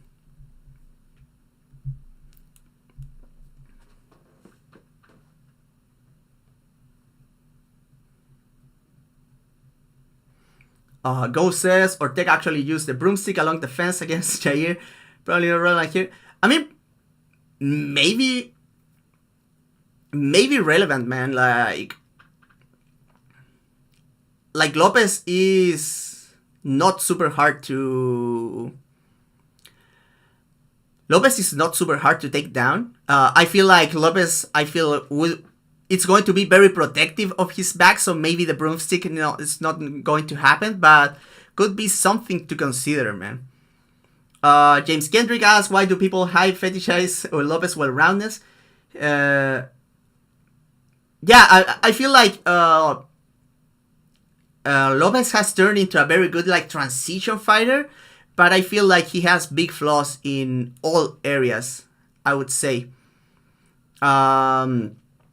Now, for example, his boxing is a bit limited, but he has big power, so he can mask with that. The wrestling defense hasn't been super tested, but Ivloyev had no trouble taking him down. Jonderson Brito didn't have much trouble taking him down. And then Ivloyev and Brito were able to stay on top of Lopes. So I think Lopes is very, very good, don't get me wrong. I think the hype is justified. The finishes speak from themselves. But I feel like there are flaws. There's a reason he was losing fights not long ago, and I think he has been a bit lucky. Obviously, Lopes is very good. I feel like he's a ranked fighter for sure. I feel like Ortega at his best is better than Lopes, but I feel like I know I'm being kinda not super smart. Counting on Ortega to show in top form. That's not the most likely thing, but I don't know, man. Sometimes you gotta make a silly pick. You gotta be a silly goose sometimes. You gotta jump the gilly here and there. And yeah, Miguel Class got plagiarized. He got a very good, cool clip explaining the setup of Whitaker against Aliskerov, and that got uploaded by other people without saying that it was his clip. So that sucks, man. People really don't respect breaking down fights as original work, but it is original work and deserves respect just like any content creation that it's out there. Shout out to Miguel Class. If you are not on Twitter, check him out anyway. And now he's on Substack, on Patreon. He's on a bunch of places. He's on YouTube as well. So shout out to Miguel Class. Okay, I don't have notes for the main event, so let's talk about Ghemmouri versus Poatan. So again, what happened in the first fight? In the first fight, Alex Pereira fried the leg of Ghemmouri. Ghemmouri stands super heavy on his front foot. Pereira has very good leg kicks that he has very little tail to them. He lands very hard in just the calf. He's a very densely boned dude. So he fucks you up with very, very few leg kicks. And the Ghemmouri started making adjustments, especially feigning to move Pereira back, and that alleviated some of the leg kicks. And then he used the throwaway double jab, triple jab to move Pereira into the right hands, and also did that from Southpaw, I think. And those were very good adjustments, because I feel like Alex Pereira's defense is very overrated in MMA. I feel like Pereira looks very sketchy very often, man, because because he's thinking about it. I mean, he was never like a defensive genius in kickboxing either. But in MMA especially, I feel like sometimes he's like, oh, what if a takedown is coming and he just stands there not moving his head. And it can be dangerous, man. Also, like Pereira, obviously has a very good chin. But he has like... This is like a little bit of bro science, okay? But but he's like stiff, you know? And I feel like when you're like very stiff, you're not like able to roll so well with the punches at times. And for example, when he got knocked out by Easy, it's because he was like very stiff, thinking about his offense. He got caught with a shot that he didn't see coming, and he got put out bad. I feel like when Pereira, there's some footage of him like sparring with Hovokop, and yeah, he's flowing a lot and he's using his hands low style, but you can tell he's not thinking about the takedown in that exact moment. And here, when Ghemmouri like established the threat, even though Ghemmouri is not a great wrestler, but I think Ghemmouri needs to get like more proactive out of the gate in this one. He needs to risk the left hook, because if he just hang out at range, I feel like he's going to get leg kicked to death immediately right now. Let's check with some comments. Ghost. Ghemmouri has a habit of placing all his weight on the lead foot and leans back when he got double jabbed, but Alex doesn't really double jab.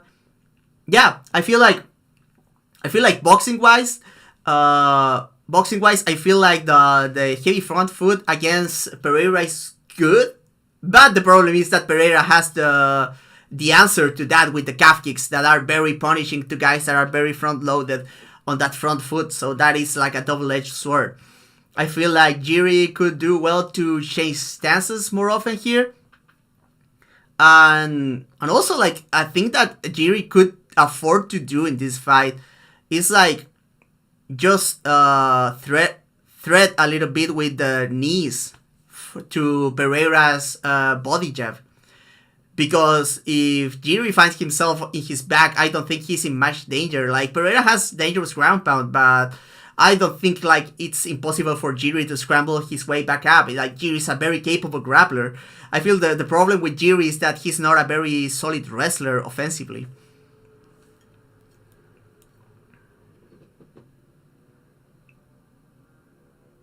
What causes stiffness in fighters? So I feel like some guys just get tense, man. So just get tense inside the cage, and I feel like Alex sometimes he's tense, sometimes he's relaxed. All fighters are like that, but I feel like when Alex Pereira gets tense, he gets like really tense, and that can be very dangerous. Sometimes being tense makes your reflexes better though. So it depends from fighter to fighter. Like Jose Aldo is another fighter that was like very tense, but he had like very good layered defense to navigate those waters. Ryan Hong asked me, do you bet on fights? I've been thinking about it, but no, I haven't. I do not actually bet on fights. I just like breaking down fights because it's interesting to me. Ronan says, Ghemmouri should go sicko mode in a slightly relaxed way. Yeah, pretty much. In general, is the knee a good counter to the body jab? It could be. Especially for fighters that level change very deep into the body jab, the knee can be a very good counter. But it's very hard to time. I just feel like Ghemmouri should show it a little bit to like maybe put the danger in the mind of Poatan. I don't feel like, especially because Alex Pereira doesn't change levels super deep into the jab, so I don't feel like it's going to be like super effective, but I feel like he should show something. He should show some answer to the body jab, and he should try to land the right hand over the top to the body jab. It's super hard to time, but I feel like Alex Pereira is very vulnerable when body jabbing. He draws a lot in his timing and the speed, of the body jab and the reaction that he gets, because the problem with body jabbing without changing levels is that you cannot cover your shin with your shoulder because you're punching down. So that's the problem. That's why I have never liked jabbing to the body without changing levels. But Alex Pereira makes it work. Like, everything in martial arts has pros and has cons. So you gotta think about that. If the fight goes long, who you favoring, Ghemmouri or Alex? I think if the fight goes long, it can only favor Prochazka, to be honest. Not that Pereira can win a decision, but I think the more the fight goes on, the more they get tired. I think Ghemmouri thrives in these kind of fights, and in that kind of fights, it's more likely to get like a sketchy takedown, to sleep, to end up in the floor. And I think in that kind of situations, Ghemmouri could take over, to be quite honest. I remember that I need to record a segment on the main event. I can't just like talk shit with you guys, so I'll improvise a little thing, and then we'll like get to the end of the podcast. But this has been a lot of fun, man.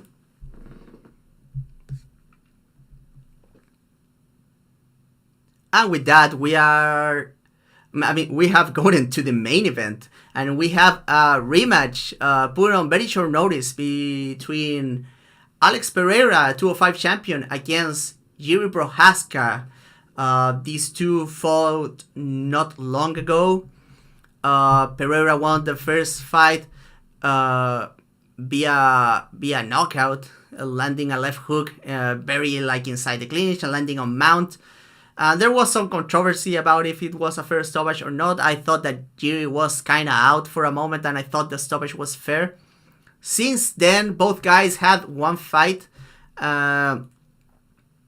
Alex Pereira obliterated Jamal Hill in his last fight, and in that, and Ghemmouri had a fight with Alexander Rakic. So what to consider for these two fights that they had in the meantime? The most important thing to take from both fights, I feel, is that Prochazka really didn't learn how to check kicks. Or, I mean, not check. I don't actually like when people say like checking kicks is the only answer to kicks. I feel like the fault for Ghemmouri is that he doesn't have an answer to leg kicks. He got his leg fried just as bad against Rakic than he did against Alex. The thing is that Rakic is not a very good finisher, and Ghemmouri was able to like put on the pressure and try to do the same thing that gave him success in the first fight against Pereira, and he was able to finish the job that one time. But yeah, I mean, that's the main takeaway. And now this fight is in very short notice, so I'm not sure if Ghemmouri has been preparing to deal with the leg kicks of Pereira, which were so important on the first fight. On the flip side, I feel like Ghemmouri, now that he was already there with Pereira and had some success, especially feigning with the level changes, moving him back with the double, with the triple jab, and trying to move Pereira into shots, corralling Pereira, moving Pereira back to avoid the leg kicks. I feel like Ghemmouri has some stuff to work in this rematch. But this being like short notice and all, it's like Ghemmouri could have won that first fight. Like, it wasn't like Pereira wins that one like 10 out of 10 times, but it was like very clear that Pereira had some big advantages, and I feel like Pereira shows up in the rematch with the same big advantages. Pereira can get knocked out on the feet. We have seen that in MMA, we have seen that in kickboxing. And also Ghemmouri is a very good grappler. The problem for Ghemmouri is that he's not a super strong wrestler.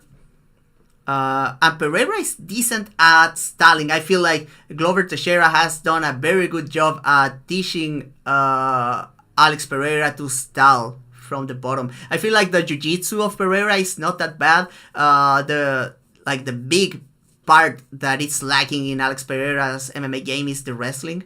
He never grabs underhooks. He's very bad at fighting grips in general. So there might be some chances for Prochazka to take this one to the ground and win like that. And maybe if he gets it to the ground like consistently, Pereira's defense will get worse, as we saw in his fight against Jan Blachowicz, that Pereira's defense really fell apart at moments. Because he takes like that extra second to make a decision of what to defend, and that's where he can be vulnerable. And you know Ghemmouri has the cardio, he has the power to push forwards. The longer this fight goes, I think the better for Ghemmouri. And if Ghemmouri can get a few takedowns in there, he can really take over as it goes on. But as things are, I keep it very simple.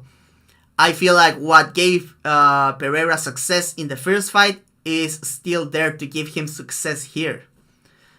So I feel like even though Ghemmouri has a pretty decent shot at winning, I feel like the pick is very easy. And I'm feeling like Pereira gets a knockout again. I'm picking a first round this time. And the hype around Pereira is going to be crazy after this, but it is what it is, man. Like, I feel like Pereira is very cool, but he's like getting super overhyped with all these wins against fighters that are not really testing him that much. Not to hate on Pereira, I just feel like it would have been cooler to see him like against like Ankalaev, for example, to see a different matchup, a different challenge, or even Pereira moving up to heavyweight would have been better. But you can understand this is short notice, and Ghemmouri put on a good fight. He had some moments on the first one, so it's alright. It's alright. And yeah, I mean, that's the pay-per-view. Let's get into fights to watch out for, okay? So my recommendations for action fights here. Ricky Simon versus Vinicius Oliveira, probably a very good fight, unless Ricky Simon just like lays on top of him, but I doubt that's the case. Carlos Hernandez versus Ray Tsuruya is going to be interesting because Hernandez like tries to wrestle very hard from the bottom. He's an active striker that could exploit the inexperienced Japanese fighter here. Peyton Talbott versus Giannis Ghemmouri. This one is like the pick I'm most confident about. I feel like Ghemmouri has some avenues to win, but Talbott is probably a bad matchup in general. But I feel like this is going to be action-packed because he's a Peyton Talbott fighter, and those are always like very violent. Even though I'm not the biggest Peyton Talbott fan in the world, man. I mean, I like it. I like him just fine, but I'm not like this super crazy fan. But it's undeniable that the fights are entertaining. Jourdain versus Jan Silva is going to be fireworks. Swanson versus Fili is also a very good fight. Pyfer versus Barriault is like very low chance that it's going to be boring. Gary versus MVP, I'm very interested, but I don't think it's going to be a good fight. Bueno-Silva versus Chiason is probably going to be action-packed. And so is Smith versus Dolidze. So, and obviously Brian Ortega versus Diego Lopes, as I mentioned, this is like the good fight of the pay-per-view in terms of like being a super interesting matchup. So very looking forward to that one and the main event. So most fights here are very solid. So yeah, I mean, I feel like this pay-per-view, especially with all the last minute replacement and all that kind of stuff, it's very good, man. And that's the pay-per-view.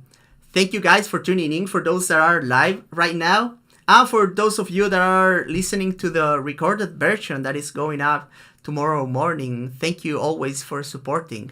Remember that if you want to support the Fight Site as an ongoing project, you can drop a little bit of money over on Patreon. And if you do that, you get access to a big catalog of exclusive content and access to our Discord server where you can chat with a lot of cool fight fans, which are very hard to find nowadays. Make sure to follow me on Twitter and all that kind of stuff. Thank you so much. That's the podcast. Bye. And yeah, that's the finish of the recorded version of the fight. Let me catch up with some comments and we'll get out of here. James Kendrick asks, is it possible for Ghemmouri to find an answer to the low kicks if he has a team that scouts for him? Could he shorten his stance like Max versus Bok 2? I'm not sure about Ghemmouri fighting. I'm not sure about Ghemmouri fighting out of another stance. because it's like his whole style is revolved around that. I think he could develop some kind of like short check, like for example, the kind of like Jose Aldo employed against Moicano. That is like not actually a check, just like lifting your foot a little bit to take some pop of the leg kicks, and he should look for counters. That's the best thing that he could do.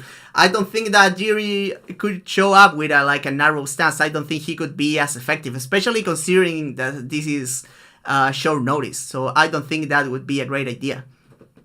My boy Trayvon asked me, what do you think of Alex pressuring pretty aggressively to force Ghemmouri back or force pocket exchanges? I don't know, man. I feel like Alex wins this like very clearly in open space. If he gets it like on neutral, or he like pressures like steadily but doesn't go crazy. I feel like Pereira doesn't really need the pocket exchanges. He needs to like be the best game plan for Alex.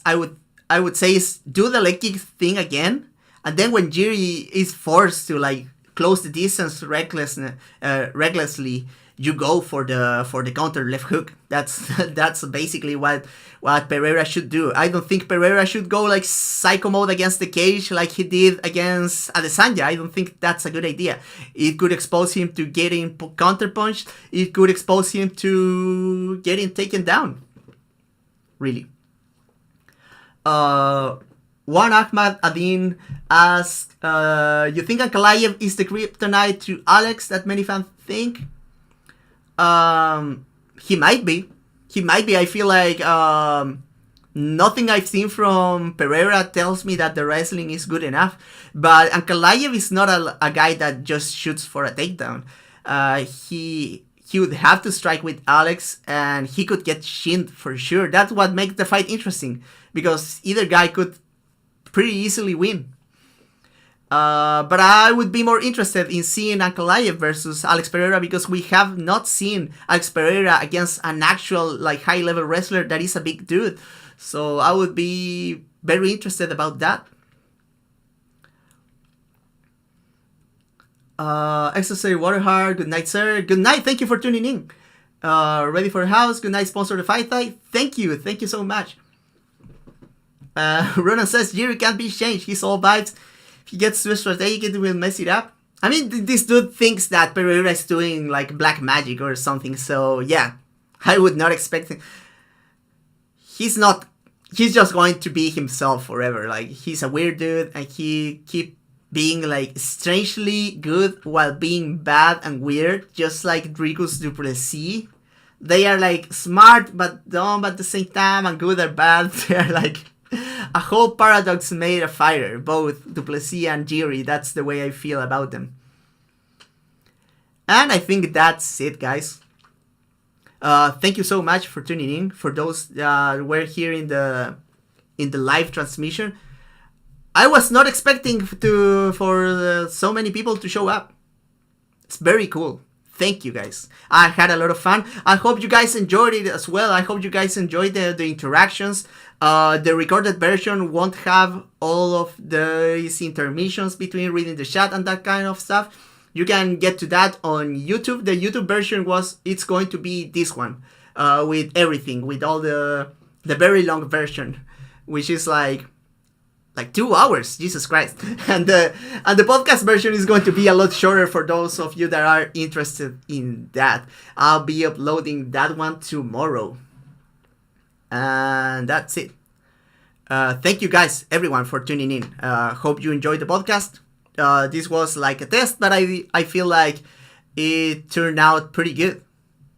So let's hope the picks do right. Like, I don't even bet, but it feels good, you know, when the picks are right.